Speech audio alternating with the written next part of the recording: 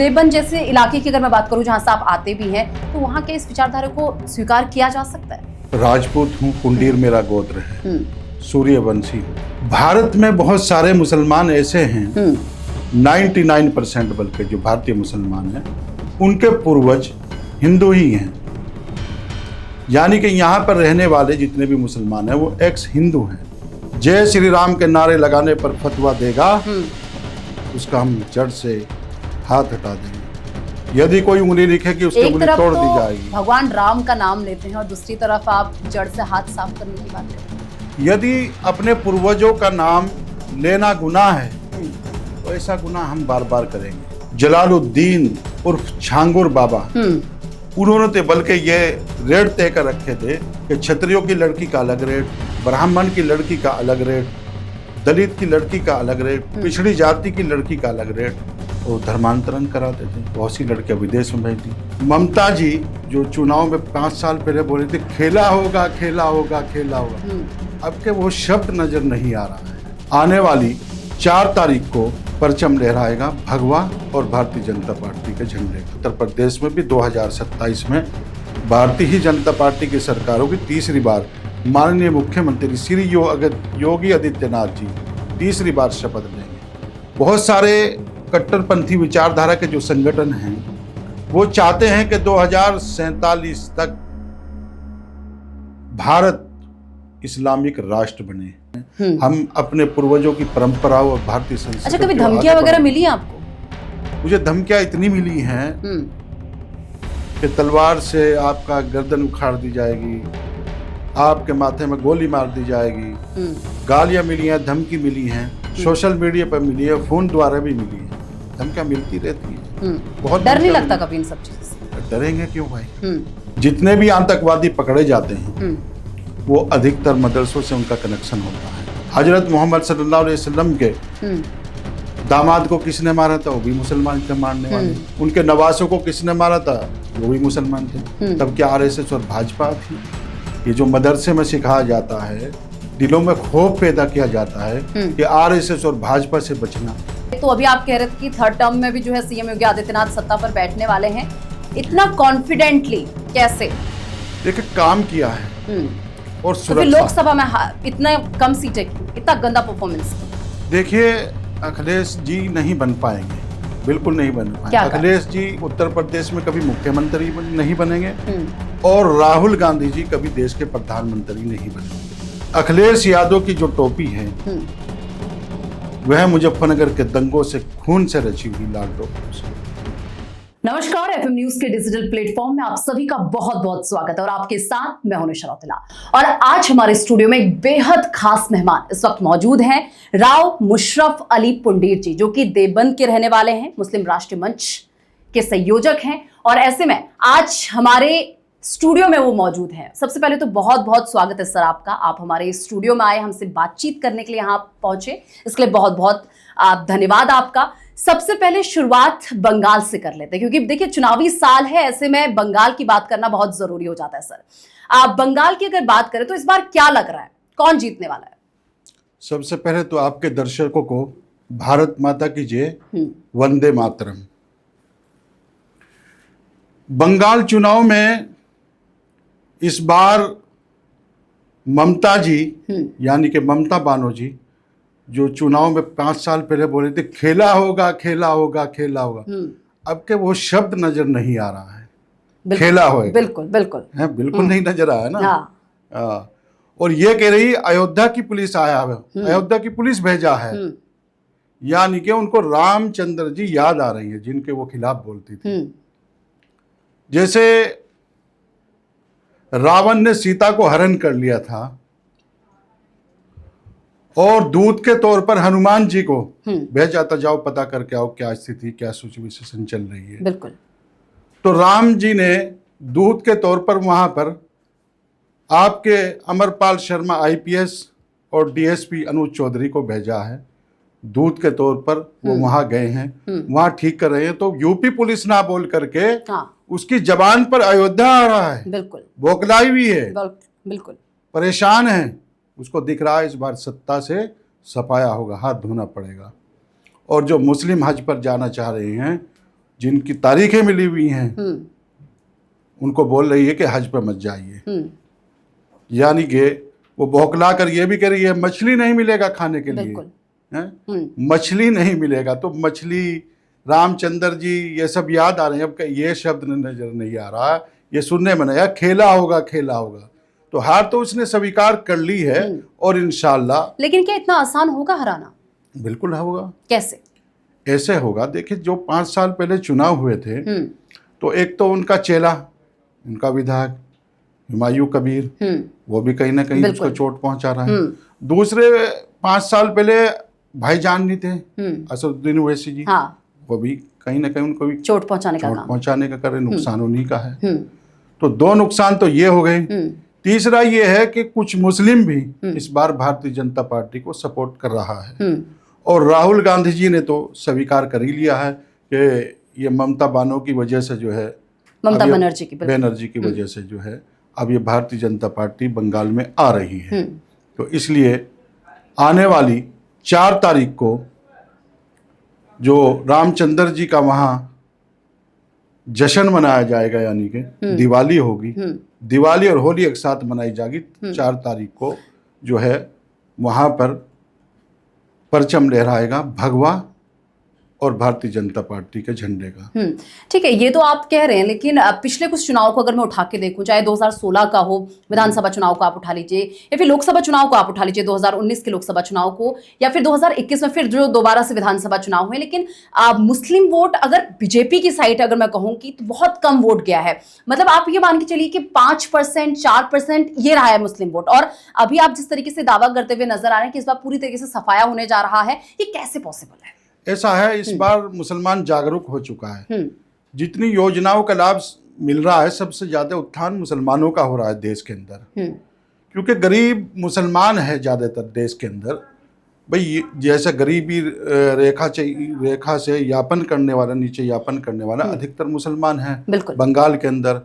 वो प्रधानमंत्री योजना के अंतर्गत आवास मिल रहा है उसको, राशन कार्ड योजना की योजना मिल रही है, उज्ज्वल योजना के अंतर्गत उसको सिलेंडर मिल रहा है, आयुष्मान कार्ड की योजना, सब केंद्र की योजनाएं हैं तो उनको मिल रही है। तो मुसलमान भी समझ रहा है कि यही ठीक है, और सत्ता का विरोध भी है वहाँ पर, ऐसा नहीं है। और सनातनियों में इसलिए विरोध है, अब आप देखिए रामनवमी पर जुलूस निकल रहा था, तो जुलूस पर पत्थरबाजी हुई, और वहाँ पत्थरबाजी होने पर पुलिस वालों ने सनातनियों को ही टॉर्चर किया है। तो ऐसे में क्या वहाँ का हिंदू समाज, सनातनी लोग उसको सपोर्ट करेंगे जो राम जी के खिलाफ हो? राम जी के खिलाफ हो, ये तो आपका सोचना है ना, ये तो आपका सोचना, आप ऐसा है ना, सामने नजर आ रहा है। क्यों? इससे पहले आप देखिए ना, लोकसभा चुनाव से माफ कीजिएगा, इससे बीच में अभी जो चुनाव हुए थे, अभी लोकसभा के चुनाव हुए थे इससे पहले, तो तब आपने देखा होगा कि किस तरीके से जो एक मेडिकल की छात्रा के साथ रेप हो जाता है। इतना सब कुछ होने के बाद भी तो उसी के सपोर्ट में गया ना सारा वोट। ऐसा इस बार उलट है, मैंने बताया है, भाईजान भी हैं, हुमायूं कबीर भी है, और मुस्लिम वोट भी खिसका है। और SIR में भी वोट बहुत सारे जो कब्र में पड़े हुए थे उनके वोट भी डाले जाते थे, जो मर गए थे, गल गए थे, जो बाहर चले गए थे, और जो वहाँ पर रंगिया थे उनके फर्जी वोट बने हुए थे वो भी कट गई। ये भी एक, इसको भारतीय जनता पार्टी को फायदा मिलेगा इस चीज़ का, उसको नुकसान होगा ममता जी को, यह भी एक कारण है। ठीक, SIR यानी कि स्पेशल इंटेंसिव रिवीजन की अगर हम बात कर लें, तो इसे लेकर आप क्या कहेंगे? क्योंकि विपक्ष तो लगातार इस बात का आरोप लगाता हुआ आता है कि ये इस टाइम ऐसे समय पर लाया जा रहा है जब चुनाव होते हैं, उस समय पर लाया जाता है, ये केवल वोट काटने का काम करता है, जबकि स्पेशल इंटेंसिव रिवीजन का कभी ये मतलब था ही नहीं। ये तो एक तरीके से पारदर्शिता लाने की, अपडेट करने की प्रक्रिया होती है। इसे लेकर क्या कहेंगे? और SIR का पश्चिम बंगाल के चुनाव पर कितना असर आप देख रहे हैं, ये भी बताइएगा। देखिए SIR खाली बंगाल में नहीं हो रही है, पूरे देश में हो रही है, और जो गलत है उसके वोट काटे जा रहे हैं। ऐसा नहीं है हमारा वोट नहीं काटा गया, आपका नहीं काटा गया, तो सबका ये जो है विपक्षी दल ये तो आरोप लगाता है कहीं ना कहीं, कुछ ना कुछ तो उनको चाहिए ही ना मुद्दा आरोप लगाने के लिए। SIR से फायदा ही है भारतीय नागरिकों का, ना कि कोई नुकसान है। फायदा ही है, आरोप लगाना इनका काम है। कांग्रेस हमेशा आरोप लगाती आई है, समाजवादी पार्टी, बसपा पार्टी, आपकी ये ममता बनर्जी की पार्टी असदुद्दीन ओवैसी हमेशा आरोप लगाते हैं, ये कर रहे हैं, वो कर रहे हैं, ऐसा नहीं है। लेकिन जनता वोट दे रही है और आने वाले समय में आपके बंगाल में भारतीय जनता पार्टी की ही सरकार होगी, बल्कि उत्तर प्रदेश में भी 2027 में भारतीय ही जनता पार्टी की सरकार होगी। तीसरी बार माननीय मुख्यमंत्री श्री योगी आदित्यनाथ जी तीसरी बार शपथ लेंगे 2027। ठीक है, उत्तर प्रदेश में भी मैं जाऊंगी, उसका भी मैं जिक्र करूंगी। जी। इसी के साथ वोटिंग परसेंटेज की, क्योंकि कल ही देखिए फर्स्ट फेज का चुनाव जो है बंगाल में खत्म हुआ है, और ऐसे में अगर बंगाल की बात करी जाए, और पहले फर्स्ट फेज में ही जो है 92% वोटिंग हुई है। अब इसको किसका असर मान रहा है आप? एसआईआर का असर मान रहे हैं या किस चीज का असर मान रहे हैं? एसआईआर फर्जी वोट कट गया है, फर्जी वोट कटा। तो ये जो इतना बड़ा आंकड़ा निकलकर सामने आया, बहुत जितने रोहिंग्या ये सब थे, सब वहीं भर्ती थे, सबके वोट फर्जी बनाए हुए थे। फर्जी वोट इस बार कट गया है और जो असली वोट हैं वो रह गई हैं। और वहाँ पर ये हार की वजह से जो है वहाँ के भारतीय जनता पार्टी के प्रत्याशियों को पीटने का काम किया। कल थप्पड़ मुक्के मार रहे थे, बौखलाए हुए। जब इंसान भूखा होता है, उसको दिखता है मैं लूट रहा हूँ, पीट रहा हूँ, सत्ता जा रही है, तो वे गुंडे फिर सड़कों पर आकर मारपीट करते हैं। और इस बार वहां के जितने भी गुंडे हैं उनका सफाया को ठेले लगाते हुए मिलेंगे, सड़कों पर झाड़ू लगाते हुए मिलेंगे। जैसे उत्तर प्रदेश में गुंडों का सफाया हुआ, गुंडा राज खत्म है, कानून का राज है, ऐसे ही बंगाल में होगा। ठीक है, चलिए बात अब उत्तर प्रदेश की भी कर लेते, क्योंकि आपने जिक्र तो छेड़ ही दिया है। तो उत्तर प्रदेश की अगर बात कर ली जाए, तो अभी आप कह रहे थे कि थर्ड टर्म में भी जो है सीएम योगी आदित्यनाथ सत्ता पर बैठने वाले हैं। इतना कॉन्फिडेंटली कैसे? देखिए काम किया है और तो फिर लोकसभा में इतना कम सीटें क्यों, इतना गंदा परफॉर्मेंस क्यों? ऐसा है, लोकसभा में थोड़ी सी कुछ कमियां रह गई थी, उनको सुधार कर तो उस समय काम नहीं हुआ था? उस समय काम हुआ था और काम अब भी हो रहा है। कुछ कारण रहे हैं, आपसी मतभेद रहे हैं, इस कारण थोड़ा जो है वो वोट खिसक गया था। जो गलती हुई थी उसको सुधार लिया गया। 2 साल का समय मिल गया, 2-3 साल का समय मिल रहा है 2024 को, 2027 को। तो वहाँ पर पहले क्या था उत्तर प्रदेश में, वहाँ पर गुंडा राज था, आज कानून का राज है। काम भी हुए, सड़कों के जाल बिछाए गए हैं। जितने गुंडे हैं या तो दुनिया से चले गए, वो जहन्नुम रशीद हो गए हैं बड़े बड़े गुंडे, या फिर वो अपना प्रदेश छोड़ करके इधर उधर चले गए हैं। सुरक्षा दोनों को मिली है, चाहे वो मुसलमान हो, सिख हो, हिंदू, सबकी बेटियों को सुरक्षा मिली है। अगर सनातनियों को मिली है तो सिखों को भी मिली है, ईसाइयों को भी मिली है, मुस्लिमों को भी मिली है। तो बहुत शांति, अमन और भाईचारा। त्योहारों पर क्या होता था, पहले ही दंगे शुरू हो जाते थे 2-3 दिन पहले। अब अमन शांति के साथ त्योहार सब तरह के मना रही हैं, चाहे वो हिंदू हो, मुस्लिम हो, सिख हो, ईसाई हो, सब मिलजुल करके मना रही हैं। पहले क्या था, सांप्रदायिक दंगे त्योहारों के समय पर होते थे, अब ऐसा कोई सुनने में नहीं आता है। इसलिए भारतीय जनता पार्टी तीसरी बार जो है वहाँ पर सरकार 2027 में बनाएगी। ठीक है, अखिलेश यादव की अगर बात कर ली जाए तो क्या कहेंगे अखिलेश यादव को लेकर? जरा खुशी होने दे मतलब उन्हें होने दे दीजिए। लोकसभा में इतना अच्छा परफॉर्मेंस उनका रहा, उसके बाद आपने तो बिल्कुल उनका मोरल ही डाउन कर दिया है। देखिए, अखिलेश जी नहीं बन पाएंगे, बिल्कुल नहीं बन पाएंगे। अखिलेश जी उत्तर प्रदेश में कभी मुख्यमंत्री नहीं बनेंगे और राहुल गांधी जी कभी देश के प्रधानमंत्री नहीं बनेंगे। दोनों के दोनों अब तो मुंगेरी लाल के सपने देखते रहे, बस सपना देखते रहे। वो सपना देखने में कुछ जाता नहीं है। कि अगर आप इतनी बड़ी बात कह रहे हैं तो कुछ तो उसका एक, जनता ने उनको नकार दिया है।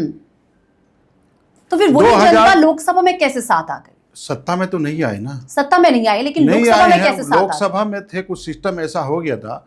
आप देखिए क्या सिस्टम, किस सिस्टम की बात कर रहे हैं? ऐसा है, कुछ लोग खिसके थे, जातिवाद में रज के, देखो टिकट ना मिलने की वजह से नाराज थे, लेकिन उन लोगों को समझा लिया गया, वो भी खुद समझ गई हैं। लगा तो नहीं बीच में फिर खटपट सुनाई दे रही थी? नहीं, अभी कोई खटपट नहीं है, सबको पता है। आप तो बिल्कुल अंदर की इंफॉर्मेशन बता रहे हैं। क्या बीजेपी कान में बोलकर जाती है क्या? नहीं, हम बीजेपी के सदस्य भी नहीं हैं। जनता जानती है 2013 में जो मुजफ्फरनगर में दंगा हुआ था, उस घटना को देख करके जब उसको सुनने में आता है और देखते हैं लोग, तो लोगों के रोंगटे खड़े हो जाते हैं। किस तरीके से वहाँ दंगा कराया गया था, सुनोजी तरीके से दंगा कराया था। सत्ता हासिल करने के लिए ही उन्होंने 2013 में करा रहे, 2014 में लोकसभा के चुनाव थे। हाँ। वो चाहते थे कि हम दंगा करा करके मुसलमान तमाम हमारे साथ हो जाएगा और हम जो है केंद्र में सत्ता पर काबिज हो जाएंगे। लेकिन उनका सपना वो नहीं पूरा हो सका, क्योंकि दंगाइयों को ईश्वर भी देखता है। दंगाइयों को वो सत्ता पे नहीं बिठाना चाहते थे।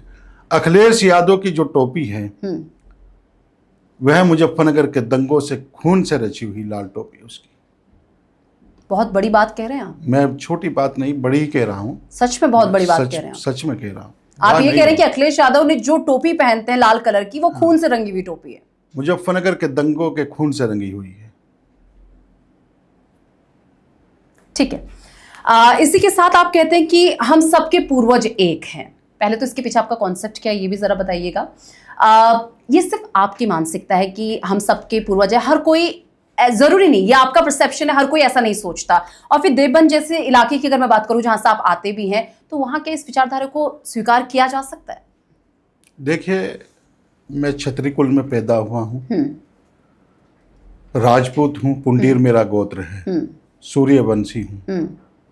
श्री राम जी भी जो है वो सूर्यवंशी थे। बिल्कुल। और क्षत्रिय भी थे, मैं भी क्षत्रिय हूँ। भारत में बहुत सारे मुसलमान ऐसे हैं, 99% बल्कि जो भारतीय मुसलमान हैं उनके पूर्वज हिंदू ही हैं।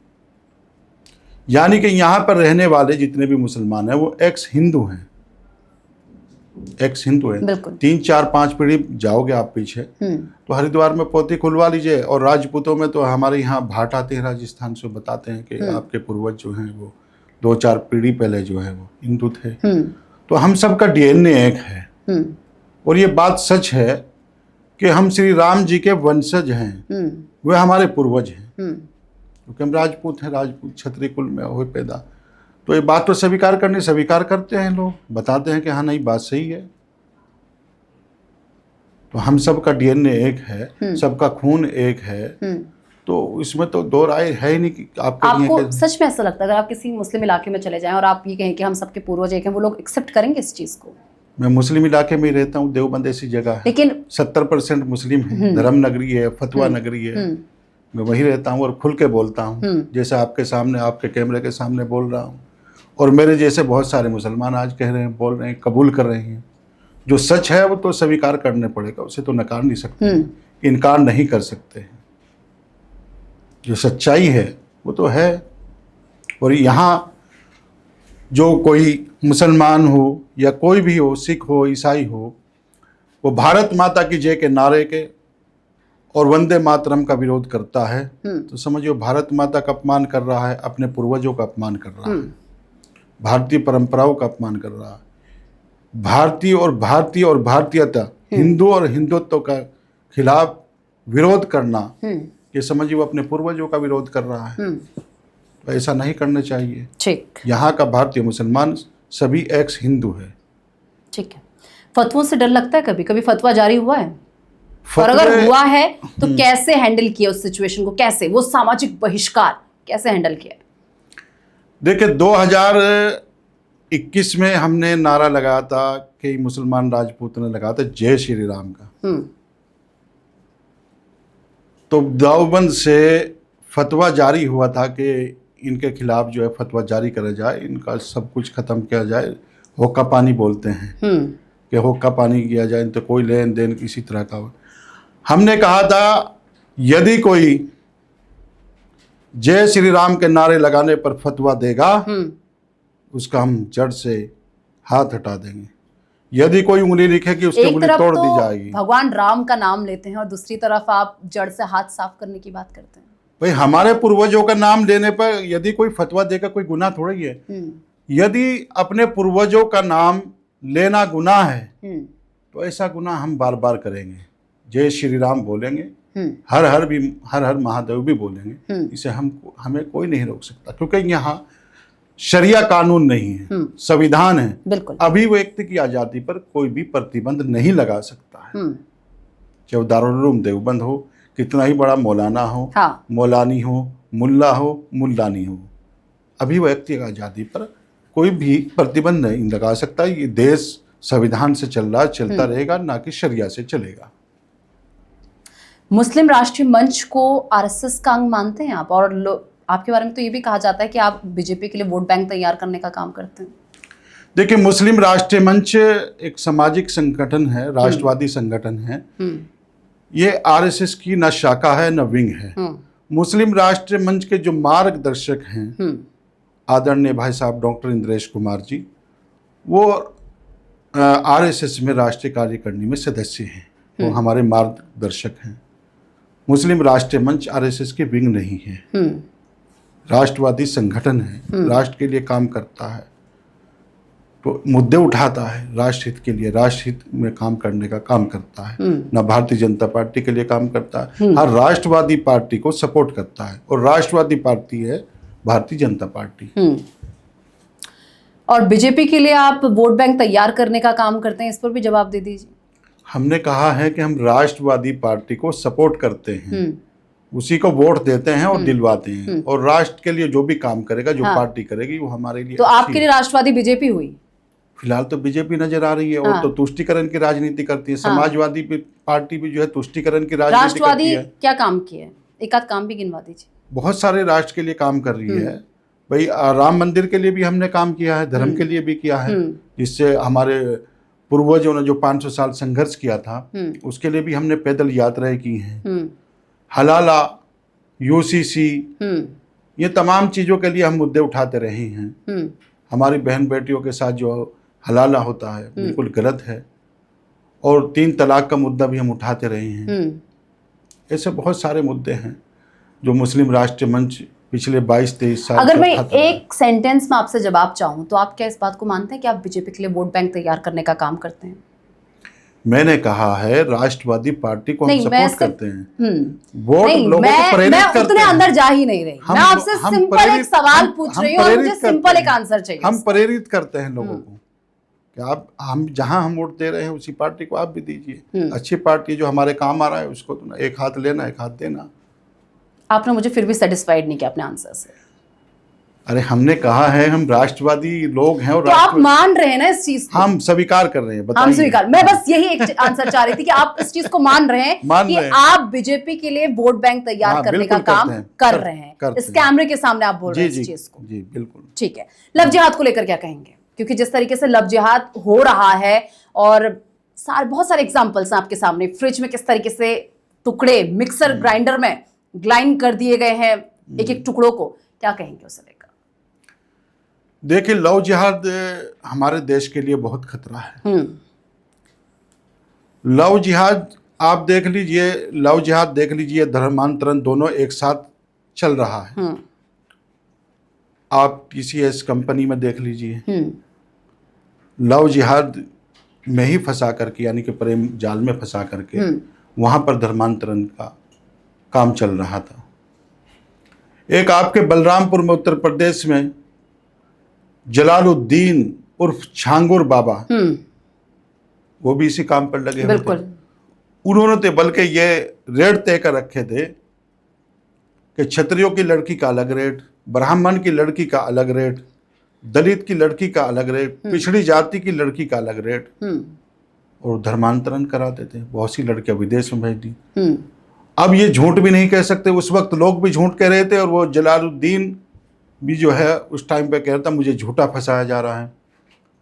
अब 5 देशों में उसकी 300 करोड़ रुपए की संपत्ति पकड़ी गई है। एनआईए कोर्ट में जो जांच चली है, और 1000 उसके कार्यकर्ता 4-5 राज्यों में, भारत में भी काम कर रहे हैं। 4000 हमारे बहन बेटी भाइयों का उन्होंने धर्मांतरण कराया है। यानी कि धर्म तो एक ही है, सनातन धर्म है, और सनातन धर्म से मजहब में कन्वर्ट किया है। मजहब तो सिर्फ भारत में एक ही है, वो है सनातन धर्म, बाकी तो मजहब है, पंथ है। तो इनका काम है मजहब उससे हटा करके, धर्म से हटा करके मजहब में सम्मिलित करना। तो इस पर एक कानून बनना चाहिए। हाँ। कि जो लोग धर्म से हटाकर अधर्मी करना चाहते हैं, जैसे खाड़ी देशों में सजाएं दी जाती हैं, फांसी की सजा, अलग से एक कोर्ट बना जाए, फास्ट कोर्ट में उसका केस चले, उनको जल्दी ही फांसी की सजा होनी चाहिए। लव जिहादी आपके डॉक्टर के रूप में बैठा है, बिल्कुल। इंजीनियर के रूप में बैठा है, व्यापारी के रूप में भी बैठा है, हर भेष हर रूप में लव जिहादी बैठा है। आप कहीं भी जाइए और वो अपने काम पर लगा हुआ है लव जिहाद करने के लिए। बहुत सारे कट्टरपंथी विचारधारा के जो संगठन हैं वो चाहते हैं कि 2047 तक भारत इस्लामिक राष्ट्र बने। यहाँ पर मुसलमान ही देश का प्रधानमंत्री हो, मुसलमान ही देश का राष्ट्रपति हो, मुसलमान ही जो है विधायक सांसद सब यही हो। लेकिन ये सपना कभी नहीं पूरा होगा। कयामत तक भी सनातन धर्म खत्म नहीं होगा, बल्कि तो बढ़ता जा रहा है।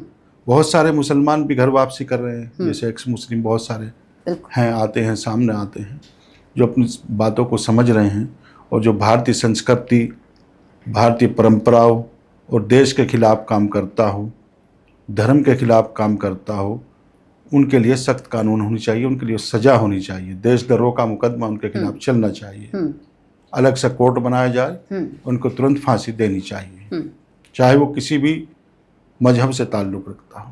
ठीक। अच्छा, एक चीज़ बताइए कि जिस तरीके से आप जय श्री राम इतने गर्व के साथ बोलते हैं, कहते हैं कि हमारे पूर्वज एक ही हैं, तो कभी ऐसा भी तो होगा कि बहुत सारे मुसलमानों से आपको ट्रोलिंग का भी सामना करना पड़ता होगा, तो कैसे इस सिचुएशन को कैसे हैंडल करते हैं आप?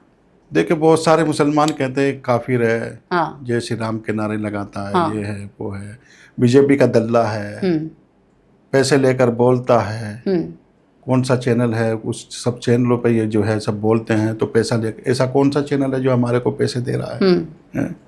तो लोग करते हैं, लेकिन हम अपने मिशन में लगे हुए हैं।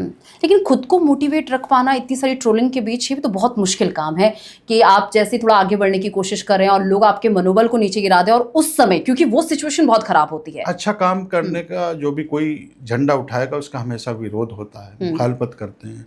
लोग अपना काम कर रहे हैं, गाली देने का, वो करने का, हम अपना काम कर रहे हैं, राष्ट्रहित के लिए काम कर रहे हैं।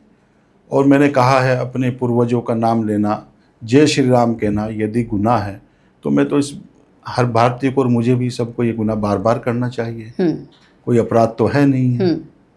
तो जिसका काम जो है वो कर रहा है, गाली देने का काम है, मुसलमानों को गाली हमको देते हैं, हम अपने काम पे लगे हुए हैं, अपने मिशन पे लगे हुए हैं, हम अपने पूर्वजों की परंपराओं और भारतीय संस्कृति। अच्छा, कभी धमकियां वगैरह मिली है आपको? मुझे धमकियां इतनी मिली हैं कि तलवार से आपका गर्दन उखाड़ दी जाएगी, आपके माथे में गोली मार दी जाएगी, गालियां मिली हैं, धमकी मिली हैं, सोशल मीडिया पर मिली है, फोन द्वारा भी मिली है, धमकियां मिलती रहती हैं। बहुत डर नहीं लगता कभी इन सब चीजों से? डरेंगे क्यों भाई? नहीं, एक अब ठीक है, वो तो आप अपना काम कर रहे हैं, लेकिन एक इंसान होने के नाते, एक नॉर्मल इंसान, अगर मैं कहीं जाऊं और कोई मुझे अचानक से, एक डर तो रहता है ना मन में। भाई उनका काम डराना ही तो है, वो डराते ही तो हैं। उनका काम डराना, डराया जाता है, हमको धमकाया जाता है, भद्दे भद्दे कमेंट करते हैं, माँ बहन की गालियां देते हैं लोग, लेकिन उसके बावजूद भी हम अपने काम पर लगे हुए हैं। एक समय के लिए इंसान अपने लिए सब कुछ सुन सकता है, लेकिन जब परिवार के लिए सब चीजें बोली जाती है तो बहुत मुश्किल हो जाता है। सारी चीजें वो होता है, सहन करना पड़ता है। किसी, मैंने कहा है, अच्छे काम के लिए जो भी कोई झंडा उठाएगा, अच्छा कार्य करेगा, उसका विरोध होगा शुरू में, और फिर धीरे धीरे लोग साथ भी लगना शुरू हो जाती है। ये परेशानियां तो आती हैं। देखिए, तो लोग आपकी बातों को समझते हैं, उसके बाद समझते हैं, जोड़ रहे हैं। मुस्लिम राष्ट्रीय मंच में भी बहुत सारे कार्यकर्ता हैं। अभी ईद मिलन हुआ था, अभी इसमें कार्यक्रम हुआ है, हजारों की तादाद में लोग जुड़े हैं। हमने कुछ संकल्प भी लिए हैं, नशा मुक्ति है, दंगा मुक्त, पर्यावरण युक्त, इस तरह का हमने संकल्प लिए हैं। पर्यावरण को भी आगे बढ़ाएंगे, दंगा न करेंगे, न करने देंगे, नशा न करेंगे, न करने देंगे, राष्ट्र हित के लिए काम करेंगे, राष्ट्र को आगे बढ़ाएंगे। ठीक है। यूपी सरकार द्वारा मदरसों के सर्वे और उसके आधुनिकीकरण की अगर बात कर ली जाए तो इस पर आपकी क्या राय है? क्या आप सहमत हैं कि उसका आधुनिकीकरण हो रहा, माफ कीजिएगा, और इसी के साथ उसके सर्वे को लेकर आप क्या कहते हैं? और देवबंद से आप आते हैं, वहां पर आप किस तरीके से देख रहे हैं कि शिक्षा की जो पद्धति है उसमें क्या क्या चेंजेस होने चाहिए? क्योंकि अपने मदरसों से तो आप जो है अच्छी तरीके से वाकिफ होंगे इन तमाम चीज़ों से, तो आपको क्या लगता है कि कहाँ पर चेंजेस होना बहुत ज़रूरी है जिससे जो है पढ़ाई और ज़्यादा अच्छी तरीके से हो सके? देखिए, सबसे पहले तो कट्टरवाद पढ़ाना बंद करें मदरसे। कट्टरवाद में क्या? वो अलगाववाद सिखा, पहले भेदभाव सिखाते हैं। मदरसे की हिंदू बात कर मुस्लिम रहे हैं, मदरसे की मैं बात कर रहा हूँ। भेदभाव सबसे सिखाते पहले भेदभाव सिखाते हैं। कैमरे में बोल रहे हैं आप? हम मैं कैमरे में बोल रहा हूँ। सबसे पहले भेदभाव, हम्म और भेदभाव के बाद अलगाववाद। हम्म और जब भेदभाव और अलगाववाद पैदा होगा, हम्म इंसान जो है वो दूसरे से बात, उसके दिमाग में उसमें ब्रेन वॉश कर दिया जाता है। एक मतलब बहुत खतरनाक कट्टरवाद उसके अंदर भर दिया जाता है, फिर वो उससे ही आतंकवादी तैयार होते हैं। भेदभाव अलगाववाद से ही आतंकवादी तैयार होते हैं। जितने भी आतंकवादी पकड़े जाते हैं वो अधिकतर मदरसों से उनका कनेक्शन होता है या देवबंद से होता है। देवबंद में एटीएस सेंटर क्यों बनाया गया? क्या जरूरत पड़ी थी, क्या आवश्यकता पड़ी? वो धर्म नगरी है। जब तुम शांति का पाठ पढ़ाते हो, इस्लाम धर्म को कहते हो शांति का धर्म है, भाईचारे का है, तो एटीएस सेंटर की देवबंद में क्या आवश्यकता पड़ी है? लखनऊ के बाद देवबंद में ही एटीएस सेंटर बनाया गया है। तो कुछ ना कुछ तो बात है। तो बदलाव होना चाहिए। मदरसों में बहुत सारे गलत कार्य होते हैं, यहाँ तक के छोटे छोटे बच्चों के साथ दुष्कर्म और कुकर्म तक किया जाता है। और ये करने वाले कौन है? ये करने वाले वहाँ के उस्ताद मौलाना हैं, जो उनके गुरु हैं, बताते हैं, उनके धर्म गुरु हैं, उनके टीचर हैं। आपने सुना भी होगा, घटना ऐसी सामने आती है। रमजान के महीने में बहुत सारी घटनाएं आई है। रमजान के इस पवित्र महीने की बात कर रहे हैं। रमजान के इस पवित्र के महीने में 2026 का रमजान का पवित्र महीना था, पाक महीना था। मुसलमान ने इस पाक महीने में सबसे ज्यादा नापाक काम किया है। यानी कि महीना था पाक और मुसलमान ने काम किया है नापाक। सलीम वास्तविक पर हमला कब हुआ? रमजान के महीने में हुआ। तरुण की हत्या दिल्ली में कब हुई? रमजान के महीने। ईरान तेरान ये जितने भी बवाल हुए, दंगे सब रमजान के सब रमजान के महीने में। मुसलमान ही मुसलमान को मार रहा था, कोई और नहीं था। बिल्कुल बिल्कुल। वहाँ भाजपा आरएसएस तो थी नहीं, या आरएसएस और भाजपा को कहते हैं। हजरत मोहम्मद सल्लल्लाहु अलैहि वसल्लम के दामाद को किसने मारा था? वो भी मुसलमान थे मारने वाले। उनके नवासों को किसने मारा था? वो भी मुसलमान थे। तब क्या आरएसएस और भाजपा थी? ये जो मदरसे में सिखाया जाता है, दिलों में खौफ पैदा किया जाता है कि आरएसएस और भाजपा से बचना, तो क्यों धोखे में रख रहे हो? और मोहम्मद साहब तो जो है ना, वो अच्छे रास्ते पर चलने के लिए कह करके गए थे, बुरे काम से रोकना और अच्छे रास्ते पर चलना और चलाना। लेकिन वो उनके नाम को भी बदनाम कर रहे हैं। नाम के आगे मोहम्मद लगाते हैं, मोहम्मद इस्लाम, मोहम्मद फैजान, और फिर चोरी करते हैं, हत्याएं करती हैं, गो हत्या करते हैं। मोहम्मद साहब गो हत्या करते थे, डकैती मारते थे, निर्दोष लोगों की हत्या करते थे। मोहम्मद साहब को बदनाम कर रहे हैं। मोहम्मद साहब के बताए हुए रास्ते पर कहाँ चल रहे मदरसे, बताइए। प्रोफेट मोहम्मद साहब ही तो सब कुछ उनके से ही तो आया था। यहाँ सब हम उन्हीं के तो उम्मती हैं। इस्लाम धर्म कब आया था? जब मोहम्मद साहब आए 1450 साल पहले। उससे पहले कहाँ यहाँ इस्लाम था? उनके बताए हुए रास्ते पर कहाँ चल रहे? शैतान के रास्ते पर चल रहे। इस्लाम के बताए हुए रास्ते पर एक भी मुसलमान या मौलाना बताओ कौन चल रहा है? सब उसके खिलाफ चल रहे हैं। हराम माल खा रहे हैं मदरसों के नाम पर। जकात खैरात, देश विदेश से फंडिंग के जरिए पैसा आता है, हवाला के जरिए पैसा, तो हराम ही तो है और क्या है। और उसको खा करके और देश की योजनाओं के खा करके, जितनी भी जन कल्याणकारी योजनाएं हैं उनको खा करके, और यहीं पर जो है भारत माता के विरोध काम करते हैं, वंदे मातरम का विरोध करते हैं, यहाँ की योजनाओं को लाभ लेकर के यहाँ का नमक खाते हैं, यहाँ सब कुछ खा पी करके, और फिर भारत माता का विरोध करते हैं। ये हराम नहीं है क्या? इस्लाम धर्म तो ये कहता है कि जिस देश में तुम रहते हो वहाँ के कानून का पालन करो, वहाँ की गाइडलाइन फॉलो करो। लेकिन ये सब उसका उलट चल रहे हैं मदरसे। बताइए आप। बिल्कुल। इसी के साथ देखिए, आप जिस तरीके से, जितने एनर्जेटिक तरीके से जय श्री राम बोल रहे हैं बार बार, आप कभी मंदिर गए हैं? मैं मंदिर गया हूँ। मैं अयोध्या में गया था। मैंने बताया पैदल चल कर गए थे। मुस्लिम राष्ट्रीय मंच के 300 कार्यकर्ता लखनऊ से अयोध्या तक 300 कार्यकर्ता मुस्लिम राष्ट्रीय मंच के पैदल दर्शन करने के लिए गए थे। हमने दर्शन किए थे। और 2022 के चुनाव में मैं लोगों के लिए अपना प्रचार प्रसार के लिए, भ्रमण के लिए गया था कि फिर राष्ट्रवादी पार्टी को वोट दें। इलाहाबाद में श्री बागंबरी मठ में हमने सबसे पहले वहां पूजा की थी हनुमान जी की। और हमारे जो सहयोगी थे उन्होंने फोटो खींच करके सोशल मीडिया पर डाल दिया। कुछ देर बाद ही कमेंट्स और गालियां हमें शुरू हो गई। उसके बाद वहां से हमारा पड़ाव प्रयागराज के बाद गोरखपुर में था।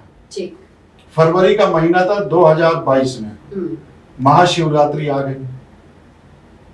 तो महाशिवरात्रि पर हमने जलाभिषेक किया वहां पर। बहुत से लोगों ने जलाभिषेक करते हमारी वीडियो फोटो बनाई, वो भी वायरल करी। गाली देने वाले देते रहे, हम अपने काम पर लगे। उससे आगे फिर हमारा लास्ट जो चुनाव था तो वो बनारस में थे हम, तो बाबा विश्वनाथ के वहाँ हमने वहाँ भी अपना काम किया। हम अपनी पूर्वजों की परंपरा को आगे बढ़ाने का काम कर रहे हैं, कोई गलत तो हम कर ही नहीं। अच्छा ये बताइए, जाने में क्या? हाँ, ये बताइए कि राष्ट्रवादी पार्टी कितना फंड करती है ये सब कुछ बोलने का और ये सब कुछ करने? एक पैसा भी नहीं करती है। तो ये हम तो घर से ही लगाते हैं। हम तो देश के लिए काम कर रहे हैं।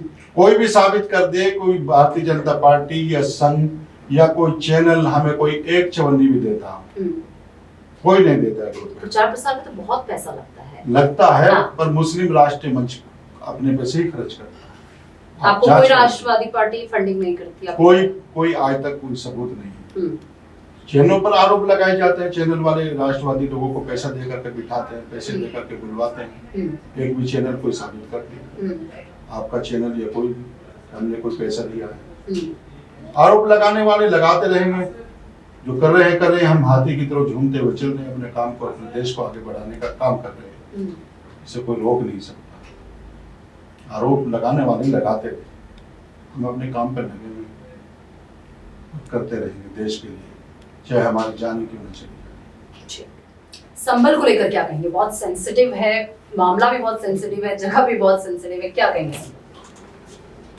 देखिए, संभल का जिक्र पुराणों में लिखा है, शास्त्रों में लिखा है। एक जमाना, एक दौर ये था कि संभल में 100% सनातनी हिंदू रहते थे। आज वहां पर 25% भी सनातनी नहीं है। 1528-29 में वहां पर बाबर बादशाह का गुजर हुआ, और जहां पर जामा मस्जिद आज बनी हुई है, बहुत ऊंचाई पर थी वो जगह, तो वहां के लोगों ने उनका पड़ाव वहीं इंतजाम करा दिया। पानी की भी सहूलत देखी जाती थी, उस दौर में पानी की दिक्कत थी, और वह हरिहर मंदिर था। तो 2-3 दिन वहां पड़ाव रहा हरिहर मंदिर में, तो वहां नमाज भी पढ़ी गई, और फिर वो इशारा कर गए मीर हिंदू बेग को कि ये मंदिर तोड़ करके यहाँ मस्जिद बना दी जाए। अकबर ने अकबरनामा में खुद लिखा है कि ये हरिहर मंदिर था, उसको तोड़कर मस्जिद बनाया गया। ये किसी और ने नहीं लिखी थी। बाबरनामा में जितना सब कुछ लिखा हुआ है, अकबर ने अपनी कहानी, अपनी हिस्ट्री, अपनी सब कुछ स्टोरी खुद लिखी थी। उसके बाद उनके साहबजादे पुत्र अकबर ने भी अकबर आईना में लिखा है कि यहाँ हरिहर मंदिर था, उसको तोड़ करके मस्जिद बनाया गया है। और पृथ्वीराज चौहान के जमाने में वह मंदिर बना था।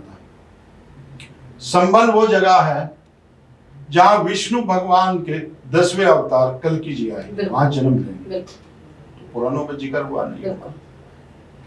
देश आजाद होने के बाद 10-12 ऐसे दंगे हुए। 1978 में नरसंहार हुआ, हिंदुओं का खुलेआम कत्लेआम किया गया। पकड़ करके 2-2, 3-3 आदमी, एक इधर से टांग पकड़ी, एक नजर से आदमी को चीर दिए गए, और उनको चीरा गया। जिनका उठना बैठना उन मुसलमानों के साथ था। जो लकड़ी की टाल होती है, लकड़ी के ढेर लगे हुए थे, उन पर फेंक करके, गला घोट करके फेंक दिया, और जिंदों में आग लगा दी गई। मिट्टी का तेल छिड़क करके उसमें आग लगा दी। इतनी दर्दनाक होती। 184 के लगभग वहां पर उस टाइम सनातनी बहन बेटियां और जेंट्स मर्द मारे गए। पुलिस कितनी खतरनाक दहशत फैलाई। सब चले गए हैं वहां से। जब से योगी की सरकार आई है और केंद्र में भारतीय जनता पार्टी की सरकार आई है, अब कुछ साहस मिला है जो वहां सनातनी रह रहे। कितना जुल्म हुआ संभल में, यानी कि 1529 से ही जुल्म शुरू हो गया था। अब वहां के जो है अपना पलायन रुक जाएगा, वरना पलायन करने पर लोग मजबूर थे, ये हालात थे। कहीं डर तो नहीं लगता कि कुछ उल्टा सुल्टा अगर बयान निकल गया तो योगी जी का तो सीधे फिर बुलडोजर ही चलता है, कुछ इस चीज का डर तो नहीं लगता कभी? किससे बयान निकल हो जाएगा? नहीं, जैसे आप जिस तरीके से लगातार मेरे मुंह से एक शब्द गलत नहीं निकला और ना निकल सकता। हाँ, नहीं निकला, मैं उसे एक्सेप्ट कर रही हूँ। लेकिन अभी योगी जी की माता पर जो है एक टिप्पणी की गई थी, एक मौलाना ने की थी, तो क्या हुआ वो हर्ष भी सबने देखा, और क्या होता है बहुत सारी जगहों पर हम सबने हर चीज देखी है, तो कभी क्या इतना सपोर्ट करने के पीछे कारण ये तो नहीं है? ये टिप्पणी भी कब हुई थी? रमजान के महीने में हुई थी। ये सब काम मुसलमान ने इस बार 2026 के रमजान में सब बुरे काम किए। तो हमने तो मांग की थी ऐसे लोगों का नो जेल नो बेल, सीधा अल्लाह से मिल। भाई उन्होंने चाहे गौ माता पर टिप्पणी की है, चाहे योगी जी की माता पर टिप्पणी की है, उन्होंने माताओं का अपमान ही नहीं, राष्ट्र का अपमान किया है। हमने तो कहा था कि दलदल की राजनीति से ऊपर उठ करके सबको आगे आना चाहिए। आज ये योगी जी की माँ का अपमान कर रहे हैं, कल को मेरी माँ का अपमान करेंगे, आपकी माँ का अपमान करेंगे, देश की सभी सनातनियों की माँ का ये अपमान करेंगे। तो ऐसे लोगों को तो जो है नो जेल और नो बेल, सीधा अल्लाह से मेल कर देना चाहिए। लेकिन फिर भी उसकी अच्छी कुटाई हो गई है, उसको सजा मिली है, जेल गया है। और जिन्होंने सलीम पर हमला किया था सीधे जहानुम रशीद हो गए। दोनों भाई थे, जीशान और गुलफाम। तो योगी सरकार काम कर रही है ना, ठीक ठाक, कानून का राज है ना, तो हम क्यों डरेंगे? भगवान श्री राम का आशीर्वाद है हमारे ऊपर। हमारी जो रगों में खून है वो श्री राम जी का खून तोड़ता है। कहाँ से प्रेरणा मिली इतनी? आप ठीक है, आप कहते पूर्वज हैं, ये तो इतिहास बता रहा है ना, ये है इतिहास बता रहा है। लेकिन हर किसी मुसलमान की सोच आप जैसी नहीं होती। मुसलमानों को पता है, तो पता होने के बावजूद फिर क्यों नहीं उस चीज को एक्सेप्ट? कट्टरवाद भरा हुआ। तो वो चीज तो आप में भी आ सकती थी। हम नहीं आए बहका में। हम जैसे लोग जो आगे आएंगे, लोगों को समझाएंगे, तो धीरे धीरे लोग समझ रहे हैं, वो समझते रहेंगे। समझाने वाला भी तो हमें भी तो ईश्वर ने, भगवान ने इसलिए भेजे हैं, जाओ इनको लोगों को समझाओ। ये हमारे अंदर जो कोई ताकत है, हम बोल नहीं, कोई तो ताकत हमारे पीछे हमारे अंदर होगी जो हम बेझिझक और बेधड़क दौड़ते हैं और बोलते हैं। क्यों? आखिर कोई तो वजह है। ये सब ईश्वर की कृपा है, भगवान श्री राम जी की आशीर्वाद हमारे ऊपर है, वो बना रहेगा। हम अपने काम में लगे हुए हैं, हम लगे रहेंगे। वक्फ बोर्ड को लेकर अगर बात कर ली जाए, क्योंकि मुसलमानों में काफी नाराजगी से लेकर जो चेंजेस उसमें किए गए हैं, इस पर आपकी क्या राय है? देखिए, वक्फ बोर्ड का मुसलमान इसलिए विरोध करता है, वक्फ बोर्ड की संपत्तियां बहुत सारी मुसलमानों ने कब्जा रखी, जबकि वो सरकारी संपत्ति है, तो ये तो विरोध करेंगे ही। और जो अवैध कब्जा करके कोई भी नमाज पढ़ेगा, वहां नमाज कबूल होती नहीं, वह हराम है, वो इबादत कबूल होती नहीं। जैसे आपका हरिहर मंदिर है, उसको कब्जा करके तोड़ करके वहां पे लोग शाही मस्जिद बना करके नमाज पढ़ो, नमाज होती नहीं है। ये सब इस तरह के बहुत सारी प्रॉपर्टियां हैं जो जमीयत उल हिंद ने सबसे ज्यादा कब्जा कर रखा है। शाही इमाम हुए, इस तरह के जितने भी मुस्लिम संगठन हैं, इन्होंने वक्त की सबसे ज्यादा संपत्तियों पर कब्जा इन लोगों का है। तो विरोध कर रहे हैं, सरकार है लग रही है इस काम पर, और तमाम ये कब्जे हट जाएंगे तो परेशानी और दर्द उनका पेट में हो। अच्छा, यूसीसी को लेकर क्या कहेंगे, यूनिफॉर्म सिविल कोड को लेकर? यूसीसी यानी कि समान नागरिक संहिता कानून हर प्रदेश में लागू होनी चाहिए। इससे बहुत सारे मुसलमानों के ही, एक्स हिंदुओं के ही यानी कि सबसे ज्यादा फायदे हैं। जैसे तलाक का मामला हुआ, बहु विवाह हुआ, बहु प्रथा हुआ, और जैसे बच्चों को गोद लेना हुआ। अब क्या है कि सिविल और उसमें क्राइम यानी कि दो कानून होते हैं, एक सिविल कानून है, एक क्राइम है। यानी कि अगर क्राइम कर दिया, किसी ने चोरी की है, तो वो सबके लिए बराबर है। सिविल में क्या है, वो धर्म के आधार पर चल रहा है। यानी कि कुछ हमारे देश में ऐसे कानून बने हुए हैं, देश एक है, कानून दो। ये तलाक का मुद्दा हुआ, ये पर्सनल मुस्लिम पर्सनल बोर्ड में चलाते हैं, उसका फैसला वो करते हैं। गोद लेने का मामला हुआ, शादी का मामला हुआ, मुस्लिम पर्सनल बोर्ड के आधार पर शादी जो है लड़के की या लड़के की 15-16 साल की कर सकते हैं। लेकिन जब यहाँ पे यूसीसी लागू हो जाएगा, वो 18 के बाद ही जब बालिग हो जाएगी, जब उसके बच्चे की और बच्ची की शादी की जाएगी। तो ये तलाक देते हैं, तलाक का और हलाला का सिस्टम नहीं चलेगा। अब तलाक दे देते हैं, अब उसको भुगतना बहन बेटियों को पड़ता है। अब वो सब तलाक वाला हलाला प्रथा खत्म हो जाएगी। हलाला कितना बड़ा शर्मनाक काम है। मानिए माँ की कोख और माँ का दूध छोड़ करके कोई भी उसके साथ हलाला कर सकता है। ताऊ का लड़का कर सकता है, भाईजाद चाचा जाद का लड़का भाईजादी लड़का भाई कर सकता है, मामा का लड़का कर सकता है, फूफा का लड़का कर सकता है, फूफा खुद कर सकता है, मामा कर सकता है हलाला। कितनी शर्म की बात है। वो जो बच्चियां हैं, बेटियां हैं, उनके पिता लगते हैं। फूफा भी पिता के समान होता है, मौसा भी पिता के समान होता है, चाचा ताऊ भी जो है वो पिता के समान होता है। उसका नाम हलाला करते हैं, उस्ताद तक का हलाला करते हैं। जो मौलाना होते हैं, जिनके सामने बच्ची पली बड़ी हुई है, पढ़ाई की है, मौलाना उसका हलाला करता है।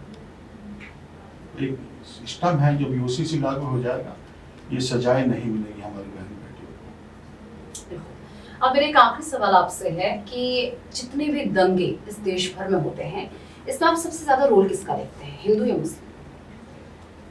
देश के सामने है सब कुछ। जितने भी दंगे होते हैं, जितने भी सांप्रदायिक दंगे होते हैं, उसमें सब मुसलमानों का ही हाथ होता है। मुसलमान ही सबसे ज्यादा पकड़े जाते हैं। उत्तर प्रदेश में, आपका दिल्ली में, यहाँ जितनी भी जेलों में आप जाएंगे, उनके जो है देखेंगे जाकर के सबसे ज्यादा जनसंख्या के आधार पर मुसलमान जेलों में मिलेगा। बलात्कार काम नहीं करता है ज्यादा, चोरी ये कर रहा है, डकैती ये मार रहा है, हत्या ये कर रहा है।